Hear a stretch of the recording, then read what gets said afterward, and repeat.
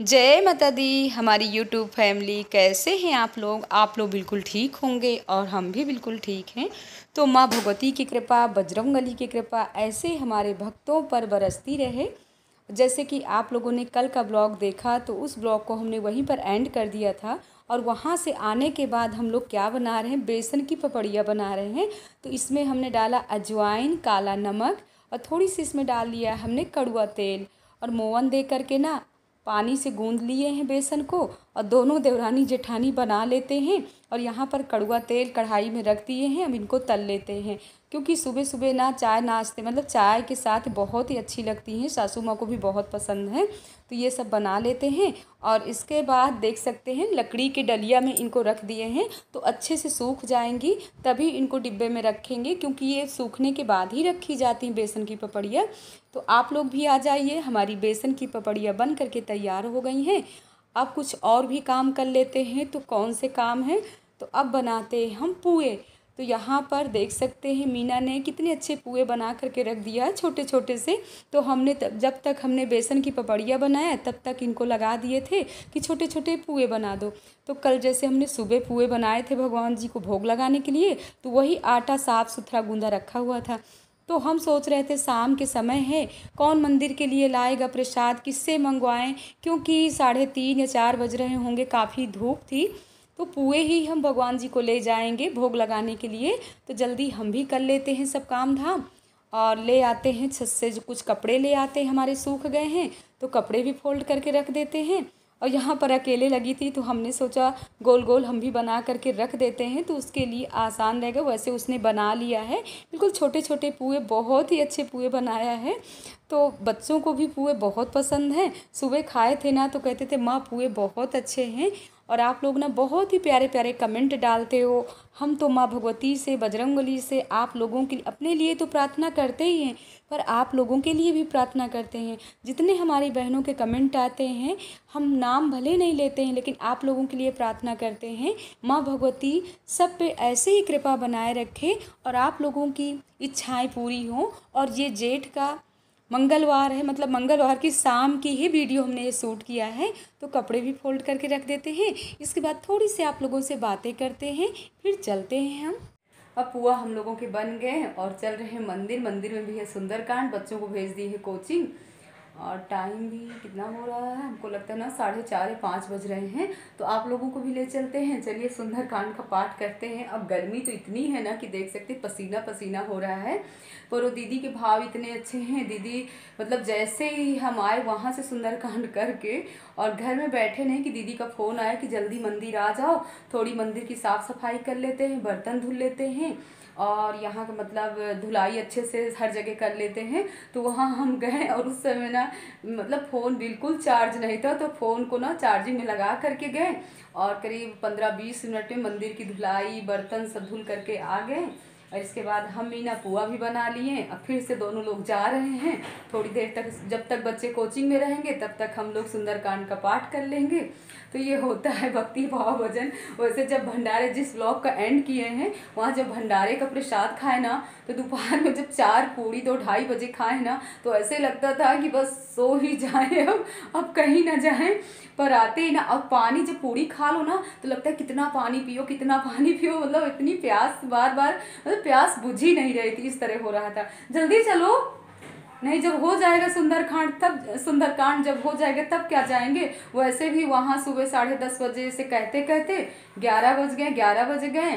तो सुंदरकांड मतलब आधा ख़त्म हो गया था, थोड़ी सुंदरकांड बचा था। फिर भी कोई बात नहीं, थोड़ी बहुत तो पहुँच ही गए हैं। तो यहाँ भी हम सोच रहे हैं टाइम से जाएं, जब सुंदरकांड ख़त्म हो जाएगा तब क्या जाएं। चलो जल्दी चलते हैं, मंदिर में सुंदरकांड कहते हैं।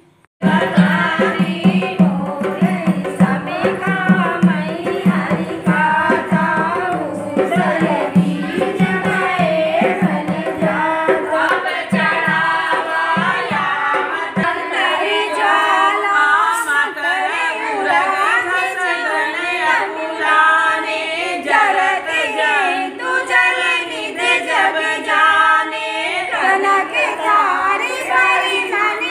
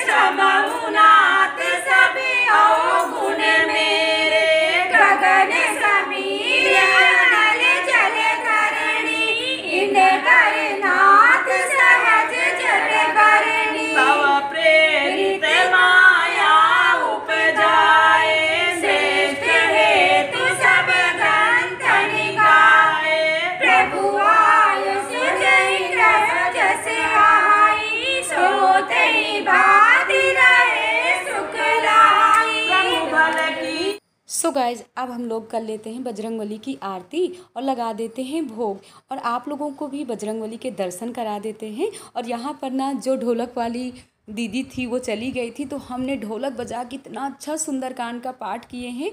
तो गाइज आप लोग कमेंट में ज़रूर बताइएगा, अगर सुनना हो ना तो कभी ना कभी टाइम निकाल करके घर में ही ढोलक बजा करके और आप लोगों को सुंदरकांड का पाठ सुनाएंगे। ढोलक भी थोड़ी बहुत तो बजाना आती ही है, और वैसे आना भी चाहिए।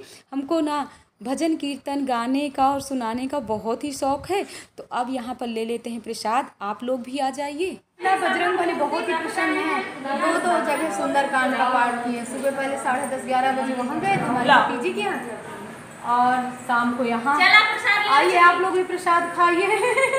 जेठ का पहला मंदिर और दो जगह सुंदरकांड का पाठ बहुत अच्छा लगा। थोड़ी समय में इतने अच्छा सुंदरकांड का पाठ हमारी बहनें ज़्यादा इकट्ठा नहीं हो पाई थी, पर जो लोग थी बहुत भक्ति भजन भाव वाली थी। इसे प्रसाद सबको मतलब प्रसाद दीदी ने दे हो गए छू तुझे कितनी बार छूगी खुश रहो भैया, तुम्हारी सारी इच्छा माता रानी जल्दी जल्दी पूरी करे। बस चलो चलते हैं, बच्चों को देखते हैं, बच्चे भी घर आ गए हैं। तो जैसे ही हम मंदिर से आए ना वैसे छत में आ गए हैं, अपने पौधों में दे देते हैं पानी।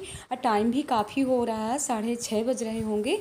और बाथरूम में ना बच्चों के सुबह के कपड़े पड़े हुए हैं। हमारे दिमाग से हट गया था कि बच्चों के कपड़े धुल करके डाल दें, भजन कीर्तन में ही पूरा दिन निकल गया।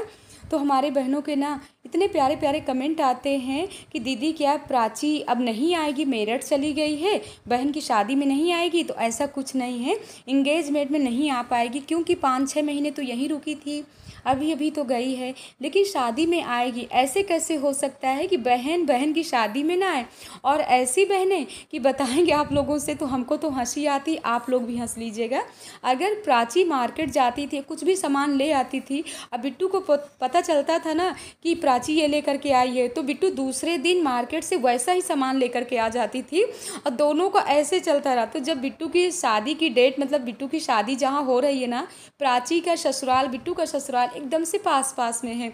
तो प्राची ने बिट्टू से कहा कि बिट्टू तू मेरा पीछा छोड़ने वाली नहीं है, बचपन से लेकर के अभी तक अगर कोई भी सामान लाती थी तो वैसा ही सामान बिट्टू को भी चाहिए, जैसा प्राची के पास रहता था वैसे ही बिट्टू को चाहिए। तो कुछ बहनों का बचपन का प्यार है, वैसे जैसे हमारा और रानी का रहता था, नोक झोंक दोनों बहनों में रहती थी, वैसे ही बिट्टू में, प्राची में, मतलब इन बहनों में भी ऐसे नोक झोंक रहती थी। तो होता है सभी के साथ ऐसे ही, बचपन में बचपन की कहानी कुछ अलग होती है। अब तो बचपन की बातें याद करो ना तो खुद को हंसी आती है कि बहन भाई हम सब लोग आपस में कैसे झगड़े करते थे, और बहुत ही अच्छा लगता था। अगर आप लोगों से बताएं ना, आप लोगों से बातें करके ना हमको बहुत अच्छा लगता है। और हमारी बहनें ना इतने प्यारे प्यारे कमेंट आप लोग डालते हो ना कि वाकई ही मन खुश हो जाता है। माँ भगवती सबकी इच्छाएं पूरी करें। अपने बच्चों के कपड़े भी धो लेते हैं और इतनी सारी आप लोगों से बातें भी कर लिए। और वैसे भी कमेंट ऐसा मत करिएगा कि दीदी जब देखो सुंदरकांड ही आप लोग सुनाते रहते हो। तो हम तो अपने बहनों को यही कहेंगे कि देखिए आपकी दीदी इस उम्र में इतना भाग दौड़ जब तब कर लेती है, तो हम अपने बहनों से यही कहेंगे कि जब तक परिश्रम नहीं करेंगे तब तक जीवन में कुछ भी मिलने वाला नहीं है। परिश्रम करने से ही जीवन का पूर्ण सुख है। तो कपड़े धुलने के बाद हम ले लेते हैं बजरंगबली के भंडारे का प्रसाद। ये देखो ये सब प्रसाद भोले बाबा का ले आए हैं, और भंडारे का प्रसाद बजरंगबली बहुत प्रसन्न है। ये पूरी, ये सूखी सब्जी, पूड़ियाँ, इन लोगों को भी, बच्चों को भी भंडारे का प्रसाद। क्यों मनू? वाह बहुत अच्छा लगता है भंडारे का प्रसाद। भंडारे की सब्जी भी खा लेते हो? तो प्रसाद में एक दो पूड़ी सब के लिए आ गई है, और शाम के खाने की है छुट्टी। क्यों? अब तो कुछ बनाना नहीं है, क्योंकि 5-6 लोग हैं, सबके लिए प्रसाद हो जाएगा। आप लोगों को सुंदरकांड का पाठ भी सुना दिए हैं, और हमारे काम भी घर के होते गए, मंदिर में भजन कीर्तन भी होता गया। और इस ब्लॉग का एंड भी करना चाहते, टाइम भी हो गया 7:30 या 8 बज रहे हैं। तो बस अब हाथ पैर धुल करके घर में भगवान जी की आरती पूजा करना है। तो आज का ब्लॉग कैसा लगा, सुंदरकांड का पाठ कैसा लगा, हमारी बहनें कमेंट में ज़रूर बताएगी। क्यों कृष्णा क्या कर रहे हो, पर्दा गिर जाएगा? तो आप लोग कमेंट में ज़रूर बताइएगा। और ब्लॉग पसंद आए तो लाइक करिएगा, सब्सक्राइब करिएगा, शेयर करिएगा। और आप लोग भी आइए भंडारे का प्रसाद खाइए। बेटा थाली में आराम से निकाल लो पहले। तो इस ब्लॉग को कर रहे हैं एंड, मिलते हैं नेक्स्ट ब्लॉग में। जय माता दी गाय।